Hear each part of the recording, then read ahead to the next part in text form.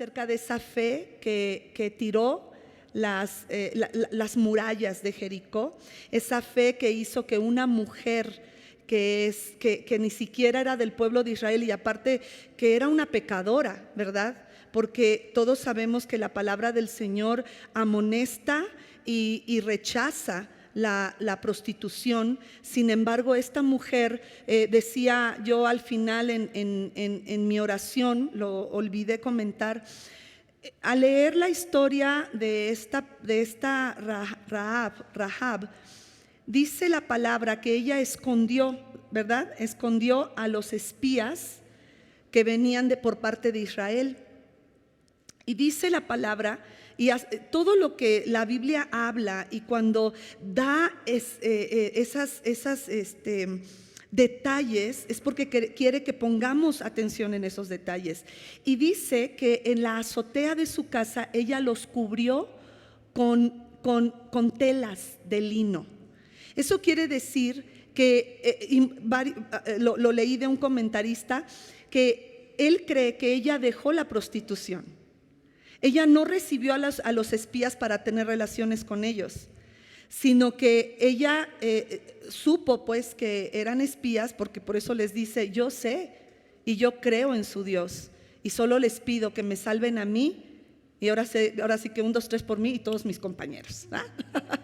Entonces me llama la atención porque este comentarista dice: seguramente ella tuvo fe en este Dios y empezó a conocer de este Dios, y este Dios condena el pecado sexual, y ella empezó a incursionarse como comerciante de lana y de lino para dejar la prostitución. Y eso me impactó mucho, cómo la fe puede hacer que nosotros cambiemos. ¿Sabe usted el testimonio de nuestra hermana Marta Bermúdez, que Dios la llamó a su presencia en este año?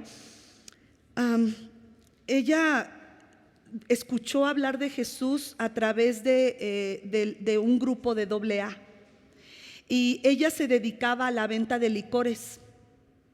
Y cuando empieza a conocer del Señor, su fe la llevó a abrir todos esos, fueron miles de pesos que ella, en un acto de fe, los empezó a abrir y a tirar por el caño. Todo lo tiró. Y ella dice: yo sé que estoy destruyendo mi manera de sostenerme como mujer sola. Sin embargo, sé que esto destruye la vida de otros y no voy a ser cómplice. Y ella todo lo dejó por seguir al Señor. Y sabemos que ella está en la presencia del Señor, pero fe como esas, donde hay un cambio completo de vida, porque la fe que depositamos en el Señor es tal que decimos: yo no quiero seguir siendo igual. Y más o menos compartí. Ahora sí vamos a Hebreos 11:32, por favor. Y dice: ¿qué más voy a decir? Después de hablar de esta mujer, dice: me faltaría tiempo para hablar de Gedeón, Barak, Sansón, Jefté, David, Samuel y los profetas. Y la semana pasada hablé un poquito acerca de Gedeón, pero en la semana soñé con él.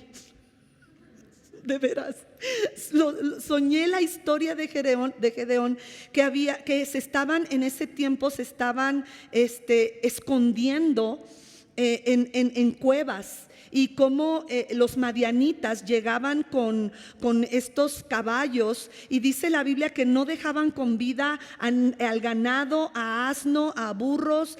En cuanto estaba la cosecha lista, los madianitas llegaban solamente porque eran más y más fuertes, como cuando te quitaban tu lunch, el de sexto, y tú estabas en primero, ¿no? Solamente por eso, porque eran más grandes y más fuertes, llegaban contra Israel a quitar y arrasar con todo. Entonces dice: ¿qué más voy a decir? Me faltaría tiempo para hablar de Gedeón, y me gustaría que pudiéramos ir a Jueces capítulo 6, versículo 1 y 2. Dice la palabra que nuevamente los israelitas hicieron lo que ofende al Señor, y él los entregó en manos de los madianitas durante 7 años. Era tal la tiranía de los madianitas que los israelitas se hicieron escondites en las montañas. Esto es más o menos lo que yo soñaba. Las cuevas y otros lugares de refugio. Siempre que los israelitas sembraban, los madianitas, amalecitas y otros pueblos del oriente venían y los atacaban. Acampaban y arruinaban las cosechas por todo el territorio hasta la región de Gaza. No dejaban en Israel, fíjate cómo es el enemigo, nada con vida, ni ovejas, ni bueyes, ni asnos. Quiero hacer hincapié acerca de la fe de Gedeón, cómo es que él tenía miedo y como dicen que el miedo no anda en burro, ¿verdad? O sea, de verdad era un miedo bien fundamentado, porque yo creo que si nosotros tuviéramos que lidiar con un pueblo que tiene armas de guerra o que tiene caballos y nosotros que no tenemos esos medios de comunicación, de transporte, que vinieran y nos atacaran, claro que también nosotros estaríamos con miedo. Y sabe, mi sueño era así como si estuviéramos en una película apocalíptica donde las personas se escondían en ese territorio y se subían a las cuevas. Era tal que aún el general del ejército también se iba a esconder. Es como si viéramos la gente en sus uniformes militares también escondidos. ¿Qué seguridad nos daría a nosotros ver que los policías también se esconden de los ladrones, ¿no? Entonces, la fe de Gedeón es una fe que pasé muy rápido y creo que necesitamos, pues, como identificarnos con él. Porque muchos de nosotros lidiamos con temores en nuestra vida. Hay temores que están bien identificados, pero también están bien fundamentados. ¿Por qué? Porque lo hemos experimentado. A lo mejor has experimentado el dolor del rechazo. Cuando a mí como pastor rechazan lo que les estoy diciendo, me duele. Cuando me dicen, estás mal, no me entiendes, no me comprendes, y yo sé lo que estoy viendo. Mire, hermanos, hoy entiendo, y por eso tenemos en niveles de crecimiento este curso de autoridad espiritual. Ahí yo aprendí que cuando Dios nos da una autoridad, la autoridad ve cosas que por alguna razón nosotros no alcanzamos a ver. Y cuando nos levantamos en contra de la autoridad, porque quizá otras autoridades te han herido, te han lastimado, tu miedo, y muchas veces el enojo es un miedo que se transforma en enojo, ¿no? Como ya me pasó esto con otro pastor, con otro líder, con otro jefe de trabajo, con otra persona que estaba en autoridad, automáticamente levanto las uñas y digo, tú no me lo vuelves a hacer, aunque esa es otra persona. Entonces dice aquí que Gedeón, yo les comentaba que Gedeón estaba limpiando el grano, y en lugar de hacerlo en el monte donde corría el viento, lo estaba haciendo en el lagar donde se pisaba la uva. Entonces él se iba a tardar muchísimo, y llega el ángel del Señor y le dice, hombre valiente, guerrero valiente. Y él dice, ¿cómo me dices eso, no? Si me estoy escondiendo de los madianitas. Y Dios estaba tratando con el pueblo de Israel, porque si nosotros leemos todo el libro de Jueces, nos vamos a dar cuenta cómo es que el pueblo de Israel se levantaba, Dios levantaba un caudillo, el pueblo de Israel era liberado de sus opresores, pero muy pronto se olvidaban del favor de Dios y empezaban a adorar a otros dioses. Y muchas veces nos hemos adorado nuestro propio temor. ¿Me explico? Le hemos dado más credibilidad a nuestra experiencia pasada que a lo que Dios hoy nos está pidiendo. Por eso Dios me mostró que tenía que detenerme, por lo menos con Gedeón. Después sigue Barak. No sé qué me pida el Señor hablar exactamente de Barak, pero de Gedeón el Señor me mostró que tenía que hacer hincapié, porque quizá habemos quienes tenemos más miedo a volver a vivir lo del pasado y hemos cerrado nuestro corazón a algo que Dios nos está mostrando aquí, hoy, en mi presente, en el ahora, que si yo no le digo sí, va a afectar mi futuro o pudiera hasta cortarme la vida si yo no decido correctamente. Entonces, llega el momento en que Dios le llama a Gedeón, y Gedeón entiende que es la idolatría a Baal y a la diosa Aserá que tiene a su pueblo sumido en la esclavitud hacia los madianitas. Entonces, él hace algo insólito. Aún su padre, en la casa de su papá, había un altar a Baal y a la diosa de Acera. Vámonos por favor a Jueces 6, 28 y 29. Cuando los hombres de la ciudad se levantaron por la mañana, vieron que el altar de Baal estaba destruido. ¿Quién cree que lo destruyó? Gedeón. Y por favor no digan Gedeón. A lo mejor después de la batalla sí quedó Gedeón, pero es Gedeón, porque hediondo es alguien que huele feo. Pero dice, cuando los hombres de la ciudad vieron que el altar de Baal estaba destruido y que el poste con la imagen de la diosa Aserá estaba cortado y que el segundo toro había sido sacrificado sobre el altar recién construido, ese altar recién construido fue un altar que Gedeón hizo para Dios, el Dios de Israel. Entonces dice, entonces se preguntaron el uno al otro, ¿quién habrá hecho esto? Luego de investigar cuidadosamente llegaron a la conclusión, Gedeón, hijo de Joás, lo hizo. Ahora, él dice la palabra que él lo hizo de madrugada. Claro, sí, o sea, si de por sí ya se estaba echando a todo el pueblo en contra de él. Fíjese la esclavitud que tenía este pueblo. Tenía una esclavitud al miedo hacia los madianitas y hacia los, acabamos de leerlo y se me olvidó, madianitas, bueno, en su mayoría eran los madianitas, amalecitas, gracias. Entonces, tenían muchísimo miedo para con ellos, pero no solamente el miedo los hacía esconderse en cuevas.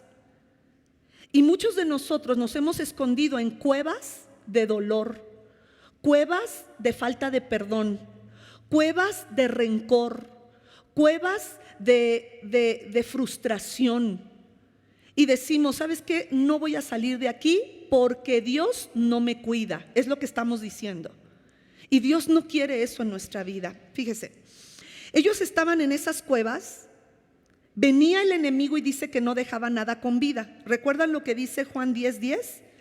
El ladrón vino a robar, matar y destruir. ¿No te parece que es lo mismo que estaba haciendo Madián en contra del pueblo? No dejaba nada con vida. Esta guerra que tenemos es hasta morir. Créamelo. El diablo está destruyendo la fe. Estamos en una crisis de fe. Yo le preguntaba a los pastores donde he ido a predicar, pastores, en mi congregación ni la mitad ha regresado. Apenas estamos llegando a la mitad, haciendo el pastor, me suma los que estamos aquí presencial, los que están en Zoom, los que están en Facebook, y es como más o menos nosotros sabemos cuántas personas están, aunque sabemos que los que están en virtual pudiera ser toda una familia, ¿verdad? Pero si nada más pusiéramos una persona por dispositivo, ni la mitad ha regresado desde antes, de cuantos éramos antes de la pandemia. Y me dicen los pastores, nos ha pasado lo mismo. Y yo me pregunto, entonces, si en México vamos a suponer que hay 100,000 cristianos, quiere decir que 50,000, ¿dónde están? Esto es una crisis de fe. Si de por sí somos un porcentaje pequeño de cristianos en este país, ahora la mayoría de los pastores reportamos que no ha regresado los miembros de cada congregación. Y sin contar las congregaciones que porque el pastor falleció, desaparecieron, o porque no pudieron pagar la renta, desaparecieron. Mis hermanos, estamos viviendo una crisis de fe, y es aquí donde nosotros tenemos que salir de esas cuevas espirituales de dolor, de aflicción, de recordar lo que me pasó y de seguir confesando que me va a volver a pasar. Entonces Gedeón se da cuenta de esto, incursiona en la casa de su padre, donde estaba el altar de Baal y de Aserá, y lo destruye a medianoche y hace un holocausto para el Dios de Israel. Entonces dice que llega el momento. Entonces vamos a esto: ¿se jugó la vida, sí o no? Vámonos al versículo 30 de Jueces 6. Entonces los hombres de la ciudad le exigieron al papá, a Joás: saca a tu hijo, pues debe morir, porque destruyó el altar de Baal y derribó la imagen de Aserá que estaba junto a él. Ahora, con esto yo no quiero que andes buscando los altares que hay alrededor de tu colonia para echártelos en la noche, a menos que Dios te diga. Pero escúchame bien, si Dios te dice, es porque Él te va a usar a ti para hacer algo poderoso en medio de tu colonia. No nada más es, ya lo rompí, ¿quién sabe? Porque Dios sacó a la luz, ¿quién fue? Y aquí dice que la fe de Gedeón lo impulsó a una obediencia para cortar la idolatría de su país.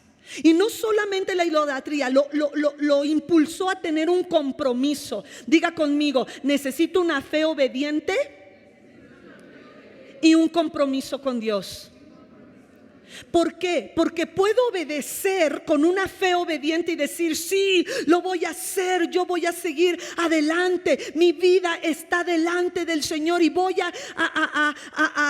me pidió hacer esto, lo voy a hacer, y después ahora sí que esconder la mano, porque entonces ya no estaríamos comprometidos. La fe obediente, en Juan 15:14, nuestro Señor Jesucristo dice lo siguiente: ustedes son mis amigos si hacen lo que yo les mando. De siervos, de servidores de Dios, Dios quiere ahora sí que promovernos. Di conmigo: promoverme. Mire, lo que hizo Gedeón de ir a destruir los ídolos fue una fe obediente. Sin embargo, él tuvo que confiar que Dios lo iba a defender. Y si tú sigues leyendo, te vas a dar cuenta que su papá le dice a todos los del pueblo que querían matar a su hijo: ahora ustedes van a defender a Baal. Bueno, pues si Baal es Dios, pues que se defienda a sí mismo, porque mi hijo es un solo hombre. Y si Baal es Dios, pues que él lo mate, o sea, es lo que estaba diciendo, que él trate con mi hijo. Bueno, le salvó el pellejo a su hijo. Pero te voy a decir algo: en ese tiempo la idolatría a esos demonios era tal que de verdad los padres entregaban a sus hijos para ser muertos. No crea usted que Joás, nomás porque le salvó el pellejo a su hijo porque lo quería mucho, no.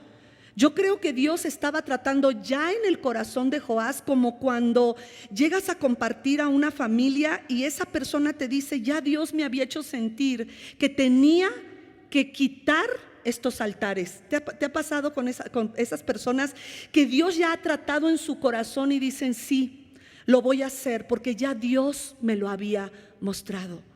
Y yo no creo que Joás solamente porque si Joás tenía en su casa a Baal y a Astarte, o la diosa Aserá, es porque él de alguna manera era un sacerdote de estos dioses. No cualquiera tenía un altar de ese tamaño en su casa. Ahora, si estaba en su casa, ¿por qué el pueblo idólatra se dio cuenta? Pues porque iban a adorar a la casa de Joás, a Baal y a la diosa Aserá. Entonces es ahí donde dicen: lo vamos a matar. Sin embargo, el Señor empezó a tratar con el pueblo de Israel, que más que nada era de un clan, de una tribu. Entonces dice, vámonos a Jueces 7, 2 y 3. Llega el momento en que Gedeón, vamos ahí, dice: el Señor le dijo a Gedeón: tienes demasiada gente para que yo entregue a Madián en tus manos, a fin de que Israel no vaya ¿a qué? A creérsela mucho, a jactarse contra mí y diga que su propia fortaleza lo ha librado. Anúnciale ahora al pueblo: cualquiera que esté temblando de miedo. Yo creo que el mismo Gedeón pudo haber dicho: pues yo soy el primero, ¿no? Pero dice: cualquiera que esté temblando de miedo, que se vuelva y se retire del monte de Galaad. Así que se volvieron 22,000 hombres y se quedaron tan solo 10,000. Entonces, si hacemos las cuentas, había 32,000 israelitas, había 32,000 israelitas, y escúchame bien, 32,000 era poco contra Madián, porque Madián tenía un ejército mucho más poderoso que estos 32,000. Y dice que aquellos que estaban temblando de miedo, yo me quedo pensando, Gedeón hizo algo impresionante en esa noche. Destruyó a Baal, destruyó el altar de Aserá, de la diosa Aserá.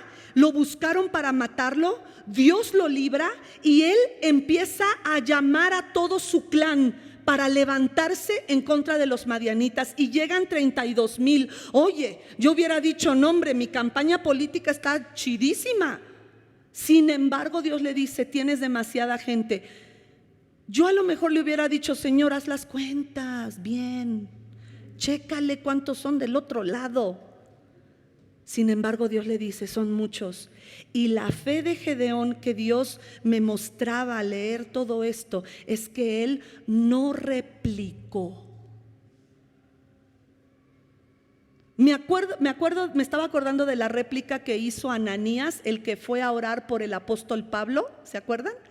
Que Ananías le dice: Señor, ¿cómo voy a ir a orar por ese hombre? Ese hombre está matando cristianos y yo soy uno. ¿Cómo me mandas a orar por él? Sin embargo, Dios le dice: ve, porque instrumento escogido me es este, y yo le enseñaré cuánto ha de sufrir por amor a mi nombre. Entonces Ananías fue, y esa también fue una fe obediente. Entonces yo me quedo pensando que Gedeón, Dios empezó a mudar el corazón de Gedeón, de ser el hombre que se estaba escondiendo de los madianitas en el lagar, tratando de limpiar el trigo, y llega el momento en el que el Señor lo lleva a destruir el símbolo de la idolatría de su pueblo. Lo libera. Y algo Dios también hace en su corazón, porque no solamente lo libró de la muerte, sino que lo libró del miedo. El miedo que tenía. Porque él mismo dice: cualquiera que esté temblando de miedo, que se vuelva y se retire del monte de Galaad. Dice la palabra, vamos más adelante en Jueces 7, 6 y 7, que una vez que se retiraron se quedan 10,000. Y de esos 10,000, Dios le dice: siguen siendo muchos. Hasta que llegaron 300. Dice: 300 hombres lamieron el agua, llevándolo de la mano a la boca. Todos los demás se arrodillaron para beber. El Señor le dijo a Gedeón: con los 300 hombres que lamieron el agua, yo los salvaré y entregaré a los madianitas en tus manos. El resto que se vaya a su casa. Mire, hubo un hombre que junto con Josué habían ido a investigar la tierra, cuando Josué era el caudillo que Dios utilizó para conquistar la tierra prometida. El nombre de Caleb, su raíz etimológica es perro. Entonces van a decir todos: ay, mejor así no le pongo a mi hijo. Pero te voy a decir algo. Más atrás, no lo leímos, pero el Señor le dijo: los hombres que laman el agua como el perro, esos son los que te van a quedar. Y me vino a la mente cómo cuando un perro, hemos visto un perro que está enojado, hemos visto un perro que dice: esto es mío y ese hueso es mío y no se lo doy a nadie, y así tenga que echarle bronca a otros perros, pero no lo suelta. Por eso es que la fe de Caleb fue exaltada en alto, porque él tuvo una fe de perro. ¿Me estás entendiendo? Una fe que dijo: no voy a soltar, ese lugar es mío. Y aunque tuvieron que esperar una generación más, porque los otros espías, los 10 espías, hicieron que el pueblo tuviera miedo cuando el tiempo de Josué. Entonces dice la palabra que Caleb no murió. Él tenía 80 años y le dijo a Josué: dame mi tierra, porque la misma fuerza que tenía a los 40 años la tengo hoy. Entonces Dios me estaba mostrando que la fe obediente es la fe como la de un perro, perdón, pero el perro es obediente cuando está bien entrenado. Y no solamente eso, cuando el perro toma algo que es suyo, no lo suelta. De hecho, dicen, bueno, los perros que son así bravos, que la quijada cuando muerden, la quijada ¿cómo se dice? Ajá, entonces no lo suelta. Y a eso es lo que el Señor me estaba mostrando. Nosotros tenemos que tener una fe obediente, y por eso hace alusión al perro. ¿Por qué? Porque yo imagino que estos 300 hombres tenían una fe porque ellos pudieron haber dicho: oye, ya se fueron. ¿Cuántos? Muchísimos, miles y miles ya se fueron. Esos 300 tenían una fe como la de Caleb, que dijeron: voy a conquistar. Y es impresionante porque Gedeón no solamente obedeció a Dios con 32,000, después con 10,000, ahora disminuyó los hombres de guerra, pero en ningún momento leemos que Gedeón le haya dicho a Dios: no, Dios, no te pases, déjame estos 10,000. No, 10,000 menos 300, 930, ¿no? No. Ay, ¿qué? No, sí, gracias, 9,000, claro, 9,700. Se fueron 9,700. Y si tú hubieras sido de esos 300, ¿qué hubieras sentido? O sea, ¿cómo? Ahora, vamos a ver las armas de guerra que Dios le dio a los 300. Vámonos a Jueces 7:16. Llega el momento en que Dios le habla a Gedeón y le dice: ahora es tiempo de ir con tus 300. Gedeón dividió los 300 hombres en 3 compañías. ¿De a cuánto les toca? De a 100. Y distribuyó entre todos ellos, aquí vienen las grandes armas de guerra: trompetas, cántaros vacíos y antorchas dentro de los cántaros. Sí, eso es impresionante. Por eso la fe de Gedeón tenía que ser exaltada, porque dice aquí que él distribuye, porque ya que se van los 9,700, esos 9,700 dejaron sus cántaros, dejaron sus trompetas, y esas fueron las armas de guerra. Ahora dice, voy a seguir leyendo. Gedeón dividió los 300 hombres en 3 compañías, distribuyó entre ellos las trompetas, los cántaros vacíos con antorchas dentro de los cántaros, y dice: mírenme, les dijo, sigan mi ejemplo. ¿Se acuerdan de alguien en el Nuevo Testamento que dijo: imítenme a mí? El apóstol Pablo, que dice: imítenme a mí como yo soy imitador de Cristo. Mírenme a mí, sigan mi ejemplo. Cuando llegue a las afueras del campamento madianita, hagan exactamente lo mismo que me vean hacer. Y bueno, los que han escuchado y los que han leído toda esta historia saben que rompieron los cántaros y yo creo que Dios puso bocinas para que se oyera como un estruendo de muchos caballos y de un ejército impresionante, y después tocaron las trompetas cuando el Señor se apareció con ellos, y los madianitas se mataron y huyeron y se fueron y dejaron todo para los israelitas. Esto es impresionante porque muchas veces por miedo nosotros tomamos nuestras armas de guerra, que es la venganza, la envidia, la competencia. Decimos: no, a mí no me lo vuelven a hacer, a mí, yo aquí voy a hacer porque a mí nadie me defendió, y van a ver cómo les va a ir, y hasta nos ponemos, ¿verdad?, así, porque nosotros queremos defendernos. Y cuando estamos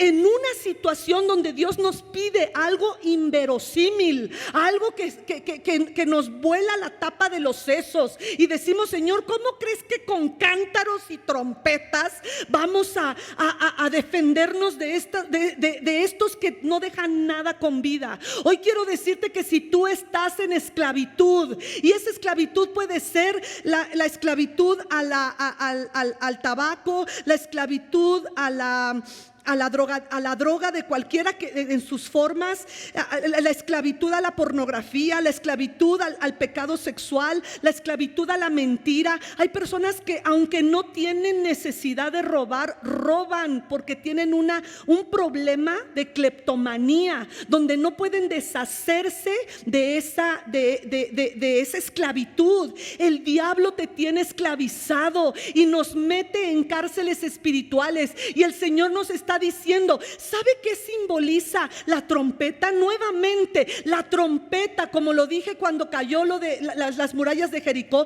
la trompeta simboliza la alabanza, y es muchas veces en medio de la alabanza. ¿Qué hacemos en la alabanza? Le damos tributo al Señor, le damos tributo a Él y le decimos: Señor, yo con esto no puedo, pero tú sí puedes por mí. Yo no puedo salir de esta situación, pero tú sí puedes. Los madianitas representan cualquier clase de esclavitud donde el enemigo te ha llevado y te ha mantenido cautivo en esas cárceles espirituales. Y hoy el Señor te dice: alábame. Y los cántaros significa: rompe aquellas cosas que para ti era tu colchoncito, lo que habías guardado en tu casa, lo que decías para cuando falte, para cuando no pueda. El cántaro significa lo que para mí es mi asiento, donde yo me siento firme y segura.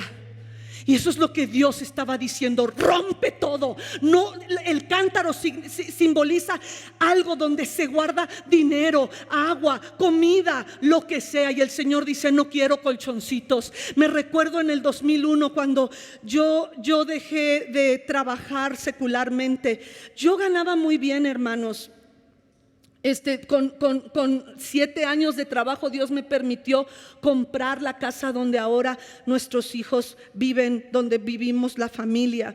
Y recuerdo que después de que presenté mi renuncia, a los pocos meses entraron a robar y se llevaron todo. Se llevaron 2 autos que habíamos sacado de agencia. Se llevaron 2 autos y todo lo robable, todo lo que... Y a la semana teníamos una invitación a España, y mientras yo estaba en España con mi corazón dolido, yo le decía: Señor, ¿cómo es que entraron a robarnos? Se llevaron todos nuestros ahorros, se llevaron alhajas, se llevaron de esas alhajas que mi mamá, que la abuela había dejado, y que ya ves que dice: cuando tengas una necesidad lo empeñas, ¿no? Bueno, todo se habían llevado.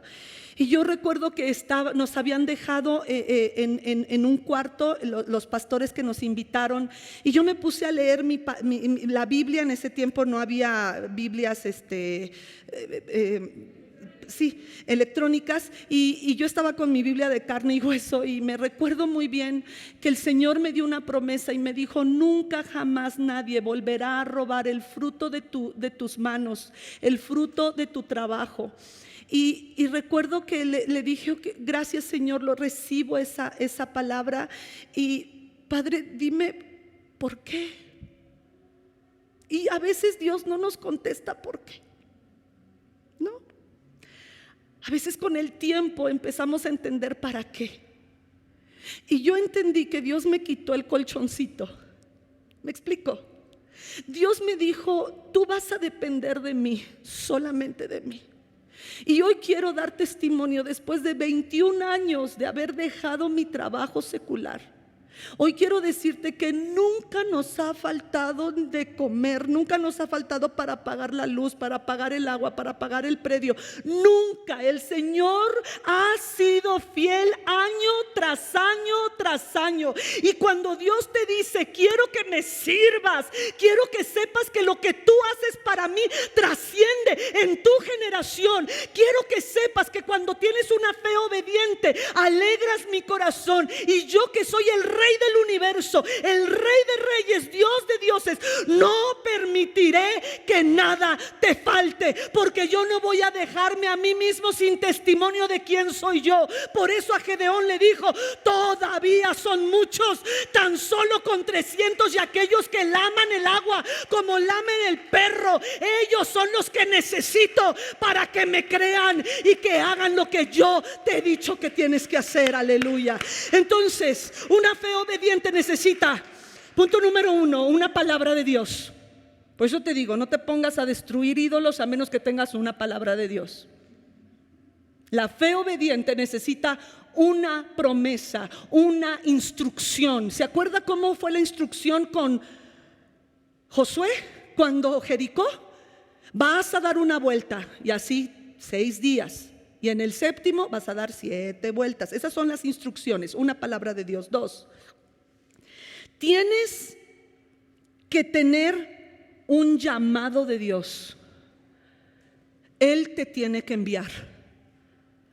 Vámonos a Jueces 6:14. Cuando Gedeón estaba escondiéndose, el Señor lo encaró y le dijo: ve con la fuerza que tienes y salvarás a Israel del poder de Madián. Yo soy quien te envía. Diga conmigo: yo soy quien te envía. Entonces necesitamos una palabra de Dios y necesitamos ser enviados. Hay muchas iglesias que me doy cuenta que les cuesta trabajo, que no pueden sostenerse porque se envía, a lo mejor el pastor se envió solo. ¿Me explico? Necesitamos ser enviados. No nada más es: pues vamos a poner una iglesia aquí porque está bonito. No, necesitas que una autoridad te envíe, pero esa autoridad está siendo dirigida por Dios. Por eso aquí dice: yo soy el que te envía. Y algo que me llama la atención es que en la fe obediente de Gedeón, Dios le dice: ve con tu fuerza, no necesitas meterte al gym, no necesitas hacer nada más. Tú ve, pero mete toda tu fuerza. No un 50%, 100%. Eso habla de compromiso. Diga conmigo: compromiso. Entonces se necesita una palabra de Dios, un llamado y el envío, el Dios que te envía, una fe obediente, un compromiso con Dios. Después vemos que se le disminuye el ejército 3 veces. Y vemos que Gedeón, Dios le da armas de guerra al parecer ridículas. ¿No? ¿No te parece que eso es ridículo? Bueno, hoy quiero que digas: en mi fe obediente, yo soy un instrumento para llevar a cabo su obra. Entonces, estaba escuchando de un conferencista decir lo siguiente: Dios nos llamó a ser luz del mundo, no estrellas en la iglesia. Quiere decir que todo lo que hacemos se trata de Él. Todo lo que hacemos. Por mí no podría. Mire, estoy tan orgullosa de ustedes porque eran 5 para las 7 y yo decía: se me hace que no va a venir nadie. Y de repente volteé y otra vez, aquí están. Gracias por estar aquí. Y como no habíamos tenido internet, dije, no se van a conectar, y rápido se conectaron. Había 29, después en Facebook otros 20 y tantos, y dije, Señor, gracias, gracias, porque tú llamas a tu pueblo, tú eres la trompeta. ¿Y sabe usted qué pasó? Que Dios primero tocó la trompeta porque le dijo a Gedeón, cuando oigas el sonido de bocina, le echas ganas. Entonces Dios primero tocó la trompeta para que después ellos rompieran los cántaros y tocaran la trompeta. Jueces 6:34. Entonces el Espíritu de Jehová vino sobre Gedeón, y cuando éste tocó el cuerno, los abiezeritas, que es el clan de donde él pertenecía, se reunieron con él. Otra vez, el Espíritu de Jehová vino sobre Gedeón. Hoy quiero decirte que en ese tiempo el Espíritu del Señor solo venía sobre ciertas personas: profetas, reyes, que en este caso él era un caudillo, y profetas. Dije profetas, reyes, sacerdotes y jueces. Cualquiera de estos cuatro es que el Señor enviaba su Espíritu. Hoy dice la palabra, profetizado en el libro de Joel, que el Espíritu del Señor sería derramado sobre toda carne, y que los jóvenes y los ancianos y cada uno de nosotros podemos ser llenos del Espíritu Santo de Dios. Así es que tu fe y mi fe son un testimonio para que nosotros hagamos la obra de Dios. Tú y yo somos tan solo un instrumento. Yo no soy nada ni nadie, tan solo soy una voz que clama en el desierto. Preparemos el camino del Señor, porque nuestro Jesús no tarda en venir. Y nosotros, iglesia, necesitamos decirle: Señor, estamos listos. Ven, Señor Jesús, no tardes más. Ven, Espíritu Santo, ven y lléname. Necesitamos ser llenos del Espíritu Santo. Necesitamos ser llamados por Dios. Necesitamos una fe obediente al Señor y un compromiso. ¿Queda claro? Vamos a ponernos en pie. Juan 8:36. Y quiero que lo leamos todos juntos. Juan 8:36. Dice así: así que, 1, 2, 3. Así que si el Hijo os libertare, seréis verdaderamente libres. Así es que hoy vamos a poner delante del Señor cualquier cosa que no te ha dejado libre, sea crisis de ansiedad, sea crisis de familiar, crisis en tu matrimonio, crisis de a lo mejor de algún estupefaciente de que no has podido soltar. No sé qué esclavitud tengas: esclavitud al miedo, esclavitud del miedo al futuro, esclavitud a estar recordando el pasado, el dolor de tu pasado, tu orgullo, ¿qué es lo que te ha mantenido esclavo? Hoy es el momento que, así como el Espíritu del Señor vino sobre Gedeón, él pudo tener una fe obediente y dijo: Señor, como tú digas. Hay 32,000, pero si solo me quieres dejar con 10,000, está bien. Y una vez que tenía 10,000, el Señor le dijo: son muchos, quiero que hagas esto. Recibió instrucción y él no dijo nada. Esa es la fe que hoy el Señor está exaltando y que está levantando para tu vida y mi vida. Dile: Señor, yo quiero esa fe obediente. Yo quiero ser ese hombre, esa mujer con una fe obediente. Libérame. El Señor quiere decirte que si Él te libra, serás verdaderamente libre. Vamos a poner en el altar del Señor cualquier cosa que te ha esclavizado en este tiempo, en estos últimos años. A lo mejor tú puedes decir: bueno, desde que tuve esta falla no he podido ser feliz. Desde que me robé esto no he podido recuperar mi paz. Desde que empecé a hacer drogadicto, desde que empecé a mirar la pornografía, desde que empecé a hacer esto, aquello, recuerda de dónde caíste y qué es lo que el enemigo ha venido a matar en tu vida. A lo mejor el enemigo ha querido traer una crisis de fe en contra de ti. Es tiempo de decirle: Señor, aquí está mi vida y aquí está mi fuerza. Dice la palabra que el Espíritu del Señor vino sobre Gedeón. Oh Señor, te rogamos que venga sobre nosotros. ¿Cuánto más, dice el Señor, si ustedes son padres y siendo padres malos saben dar buenas dádivas a sus hijos? ¿Cuánto más Dios no les dará el Espíritu Santo a quien se lo pida?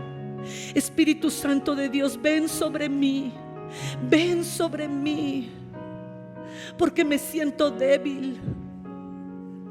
Quizá Gedeón, cuando el Señor le dijo: ve con esta tu fuerza, él ha de haber pensado: no tengo ninguna. Pero el Espíritu de Dios vino sobre él, y todo el clan de los abiezeritas se reunieron con él, porque el Espíritu del Señor vino sobre él. Señor, hoy te ruego, Padre, que cada líder, cada servidor de extramuros, tu Espíritu Santo venga sobre él. Te ruego, Señor, que cada padre de familia, cada madre de familia, tu Espíritu Santo venga sobre él. Espíritu de Dios, te ruego que llenes a cada uno de los que estamos aquí presentes y los que nos están sintonizando. Señor, ven, tu Espíritu Santo venga sobre nosotros, oh Dios. Padre santo y bueno, necesitamos tu libertad. Ahora, mi hermano, quiero que pienses en eso que te ha quitado la libertad, que te ha quitado la paz. Puede ser una crisis económica, puede ser las crisis de ansiedad, depresión, luto, duelo, lo que sea. Vamos a ponerlo hoy delante del Señor, y permíteme orar por ti. Pero antes de orar por ti, repite conmigo: Señor Jesús, yo declaro y confieso que he sido una persona que ha albergado temores.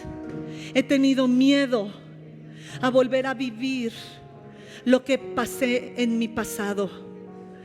Hoy, Señor, pongo esto en el altar y te ruego que me hagas más que vencedor. Señor, te entrego el miedo. Ahora dile: ¿a qué es tu miedo? ¿A qué es tu temor? Y dile: Señor, aquí está mi temor a no tener el dinero suficiente para dar de comer, a no poder pagar la renta, a no poder tener quizá un trabajo bien remunerado, a no tener un matrimonio correcto, a no ser un padre, una madre correcta para nuestros hijos. Señor, tengo temor que mi hija, mi hijo se aparte de ti. Señor, tengo temor a que si yo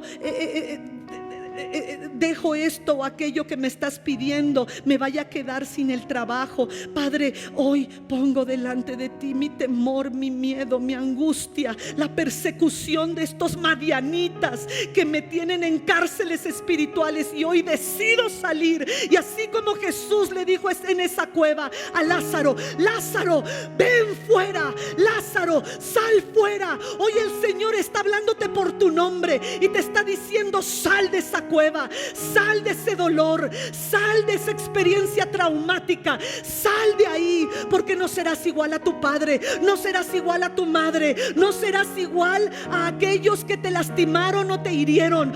Tú, dice el Señor, tengo planes para ti, así es que sal de esa cueva. Y hoy Jesús es el que te llama por tu nombre y te dice: sal, sal de la esclavitud a la pornografía, a la masturbación, sal de la esclavitud a la pobreza, sal de la esclavitud a no tener sueños para el futuro, sal de la esclavitud a pensar que siempre te irá mal, sal de esa esclavitud. Hoy el Señor te hace libre.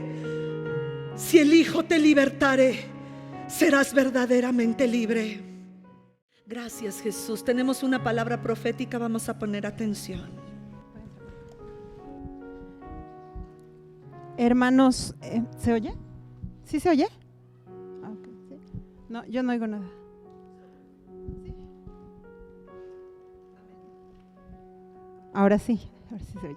Hermanos, ahorita conforme estábamos alabando, yo podía escuchar un estruendo de cadenas que caían, eran cadenas muy gruesas, cadenas que estremecían el suelo porque al caer se rompían. Y después veía muchos corazones que estaban, muchos corazones heridos. Yo veía el órgano, sí, corazones heridos que estaban siendo sanados y huesos que estaban rotos y estaban siendo soldados nuevamente. Y al ser soldados estos huesos, esto daba la posibilidad de moverse. Y entonces veía músculos que podían mover esos huesos y permitía el ponernos en acción. Y el Señor nos dice: entra en mi sanidad, entra en mi libertad, yo te estoy sanando.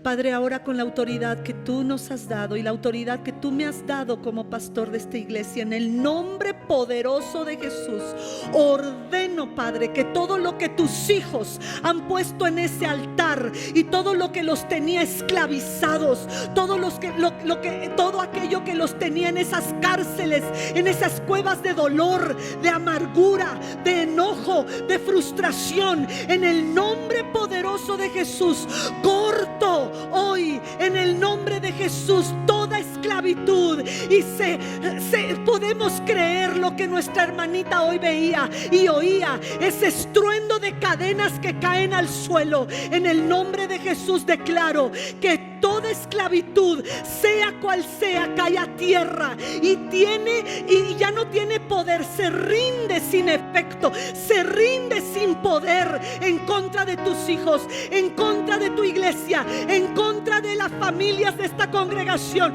Hoy en el nombre de Jesús ordeno que esa esclavitud deja de ser. A partir de hoy declaro que mis hermanos y mis hermanas tienen una vida completamente renovada, nueva. Todo temor se va, todo miedo se va, y nos haces así como el perro que no tiene miedo ante aquel que quiere robar lo que es suyo. En el nombre de Jesús, Señor, hoy nos das esa unción. El Espíritu del Señor viene sobre ti, viene sobre mí, y no le vamos a dejar al enemigo tomar un solo centímetro de lo que nos pertenece. Así es que hoy empieza a retomar tu familia, tu matrimonio, y dile: Señor, yo retomo mi matrimonio, mi familia, mi salud, mi coherencia mental. En el nombre de Jesús, yo declaro que el diablo se va y huye por 7 caminos